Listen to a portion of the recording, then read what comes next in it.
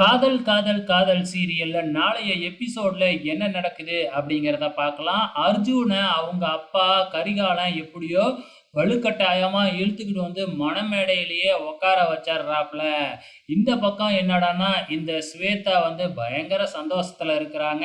ஏன்னா நெனச்சது நடக்க போகுது இல்லையா? இதனால நக்கலா வேறயா அர்ஜுன் கிட்ட உட்காந்துக்கிட்டு, "உண்மையான காதல் தோத்தே போகாது" அப்படின்னு பஞ்ச் டயலாக் வேறயா விட்டுக்கிட்டு இருக்கிறாங்க. ஸோ இது இன்னும் நம்ம அர்ஜுனுக்கு கோவத்த தான் உண்டு பண்ணுது. ஸோ இப்ப ஐயர் வந்து தாலிய எடுத்துக்கிட்டு வந்து அர்ஜுன் கையில குடுத்து கட்ட சொல்றாப்ல. இப்ப என்ன செய்றதுன்னே தெரியாம முழிச்சுக்கிட்டு இருக்கிற நம்ம அர்ஜுன் டக்குன்னு ஒரு ஐடியா பண்ணி, மயக்கம் போட்டு விழுவுற மாதிரி ஒரு நடிப்பு நடிக்கிறாப்ல. அப்படியே மயக்கம் போட்டு கீழ விழுந்துட்டா, அப்ப எப்படி ஸ்வேதா கழுத்துல தாலி கட்ட முடியும்? அப்படிங்கிறது தான். இப்ப இதுக்கப்புறம் என்ன நடக்கும்?